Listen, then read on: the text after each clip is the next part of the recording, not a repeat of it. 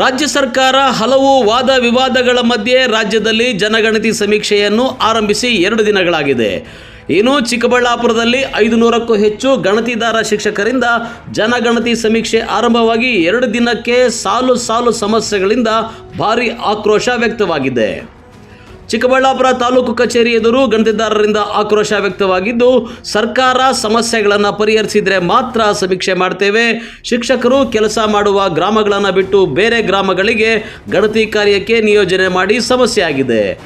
UHID Jio mapping location miss match ಆಗುತ್ತಿವೆ.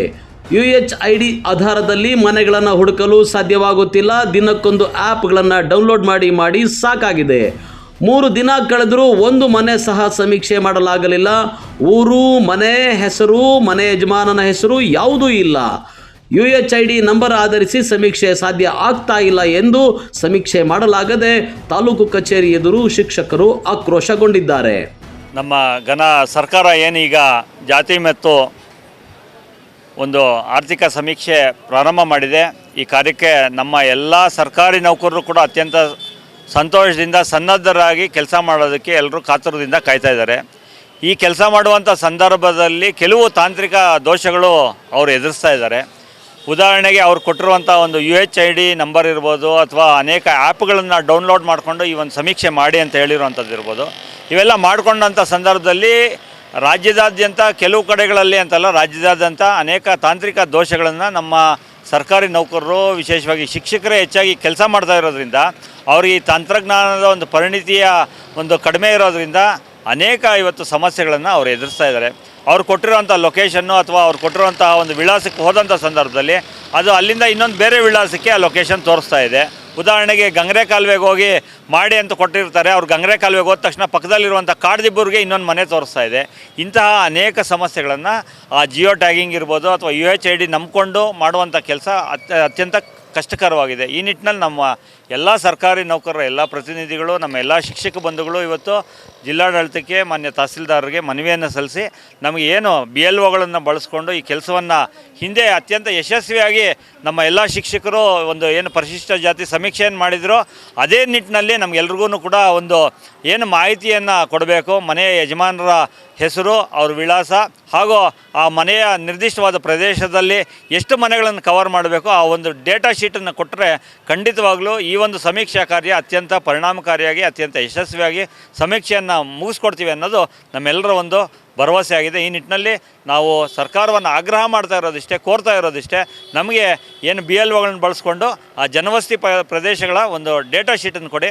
ಅದ್ರ ಮುಖಾಂತರ ಮನೆಗಳು, ಅಕ್ಕಪಕ್ಕದ ಮನೆಗಳು ಈಸಿಯಾಗಿ ಐಡೆಂಟಿಫೈ ಮಾಡೋಕ್ಕೆ ಅನುಕೂಲ ಆಗುತ್ತೆ. ಈ ಜಿಯೋ ಟ್ಯಾಗಿಂಗ್ ಇರ್ಬೋದು, UHID ಹುಡ್ಕೊಂಡು ಹೋದರೆ ಒಂದು ಮನೆ ಇಲ್ಲಿ ತೋರಿಸಿದರೆ ಇನ್ನೊಂದು ಪಕ್ಕದ ಹಳ್ಳಿ ತೋರಿಸಿದೆ, ಅಥವಾ ಒಂದು ವಾರ್ಡಲ್ಲಿ ವಾರ್ಡ್ ನಂಬರ್ 1ರಲ್ಲಿದೆ, ಇನ್ನೊಂದು ವಾರ್ಡ್ ನಂಬರ್ 30 ತೋರಿಸ್ತಾ ಇದೆ. ಇದನ್ನು ಅವಾಯ್ಡ್ ಮಾಡಿ ನಮಗೆ ಡೇಟಾ ಶೀಟ್ ಕೊಡಿ, ನಾವು ಖಂಡಿತ ಯಶಸ್ವಿಯಾಗಿ ಈ ಕೆಲಸ ಮುಗಿಸ್ಕೊಡ್ತೀವಿ ಅಂತ ನಾವು ಒಂದು ಮನವಿಯನ್ನು ಸಲ್ಲಿಸಿದ್ದೀವಿ ಸರ್.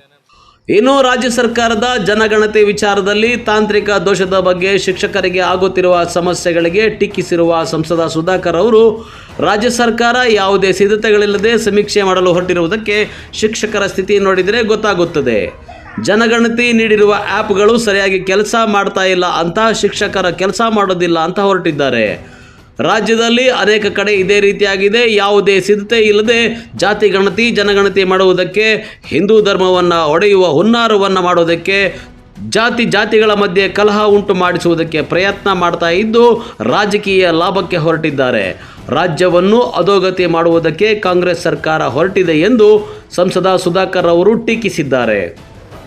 ಏನು ಈ ಜಾತಿ ಗಣತಿ ಮತ್ತು ಆರ್ಥಿಕ ಸಾಮಾಜಿಕ ವಾಗಿರ್ತಕ್ಕಂಥ ಗಣತಿಯನ್ನು ಮಾಡಲಿಕ್ಕೆ ಹೊರಟಿರುವಂಥ ರಾಜ್ಯ ಸರ್ಕಾರ ಯಾವುದೇ ಸಿದ್ಧತೆಗಳಿಲ್ಲ ಅನ್ನೋದಕ್ಕೆ ಚಿಕ್ಕಬಳ್ಳಾಪುರದಲ್ಲಿ ಇವತ್ತು ತಾಂತ್ರಿಕ ಸಮಸ್ಯೆ ನೋಡಿದ್ರೆ ಅರ್ಥ ಆಗ್ತದೆ.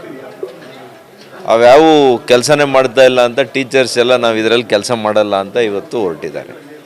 ರಾಜ್ಯದಲ್ಲಿ ಅನೇಕ ಕಡೆ ಈ ರೀತಿಯಲ್ಲಿ ಆಗಿದೆ.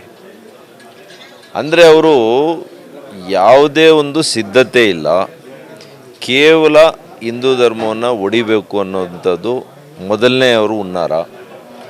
ಎರಡನೇದು ಜಾತಿಗಳ ಮಧ್ಯೆ, ಜಾತಿ ಮಧ್ಯೆ ಕಲಹ ಉಂಟು ಮಾಡಿಸೋದಕ್ಕೆ ಪ್ರಯತ್ನಗಳು, ಮತ್ತು ಎಲ್ಲ ಕೂಡ ರಾಜಕೀಯ ಲಾಭ ನಷ್ಟ. ಇದೊಂದೇ ಅವರ ತಲೆಯಲ್ಲಿರ್ತಕ್ಕಂಥ ವಿಚಾರ. ಒಟ್ಟು ರಾಜ್ಯವನ್ನು ಅಧೋಗತಿಗೆ ಕಾಂಗ್ರೆಸ್ ಸರ್ಕಾರ ತಗೊಂಡು ಹೋಗ್ತಾ ಇದೆ ಅನ್ನೋದಕ್ಕೆ ಇದು ಸ್ಪಷ್ಟ ಉದಾಹರಣೆ. ಚಿಕ್ಕಬಳ್ಳಾಪುರದಲ್ಲಿ ಇವತ್ತು ಯಾವುದೂ ಕೆಲಸ ಮಾಡ್ತಾ ಇಲ್ಲ ಅಂತ ಟೀಚರ್ಸೇ ಬೇಜಾರಾಗಿ ಹೊರಗಡೆ ಬಂದಿದ್ದಾರೆ ಅಂದರೆ ನೀವೇ ಅರ್ಥ ಮಾಡ್ಕೊಳ್ಳಿ. ಹೌದು, ಇನ್ನೇನು ಮಾಡ್ತಾ ಇರೋದು? ಏನು ಕೆಲಸ ಮಾಡದೇ ಇದ್ದರೆ ತಾಂತ್ರಿಕವಾಗಿ ಯಾವೊಂದು ಆ ಟ್ಯಾಬ್ಸು ಏನೂ ಕೆಲಸ ಮಾಡದೇ ಇದ್ದಾಗ ಪಾಪ ಟೀಚರ್ಸ್ ಏನು ಮಾಡ್ತಾರೆ? ಇವ್ರು ಯಾವುದೂ ಸಿದ್ಧತೆಗಳು ಇಲ್ಲ. ಇವರು ಬೇಕಾಬಿಟ್ಟು ಕೇವಲ ನಾನು ಹೇಳಿದ್ನಲ್ಲ, ಒಂದೇ ಒಂದು ಈ ರಾಜಕೀಯ ದೃಷ್ಟಿಕೋನ ಒಂದೇ ಒಂದು ಕಾರಣ ಇಟ್ಕೊಂಡು ಇವೆಲ್ಲ ಮಾಡೋದ್ರ ಮೂಲಕ ರಾಜ್ಯವನ್ನು ಅಧೋಗತಿಗೆ ತೆಗೆದುಕೊಂಡು ಹೋಗ್ತಾ ಇದ್ದಾರೆ. ಒಟ್ಟಾರೆ ವಾದ ವಿವಾದಗಳ ಮಧ್ಯೆ ಜಾತಿ ಜನಗಣತಿ ಆರಂಭವಾಗಿ 2 ದಿನಗಳಾಗುವಷ್ಟರಲ್ಲಿ ಸರ್ಕಾರ ಹೇಳಿರುವ ಆ್ಯಪ್ಗಳಲ್ಲಿ ತಾಂತ್ರಿಕ ದೋಷಗಳಿಂದ ಶಿಕ್ಷಕರಿಗೆ ತೊಂದರೆಯಾಗಿದೆ. ಇದೀಗ ತೊಂದರೆ ನಿವಾರಿಸುವಂತೆ ತಹಸೀಲ್ದಾರರ ಮೊರೆ ಹೋಗಿದ್ದು ಕಾಂಗ್ರೆಸ್ ಸರ್ಕಾರ ಮುಜುಗರಕ್ಕೆ ಈಡಾಗಿದೆ. ಕ್ಯಾಮ್ರಾಮನ್ ಪ್ರವೀಣ್ ಜೊತೆ ಕಳವಾರ ಅರುಣ್, MMTV ನ್ಯೂಸ್, ಚಿಕ್ಕಬಳ್ಳಾಪುರ.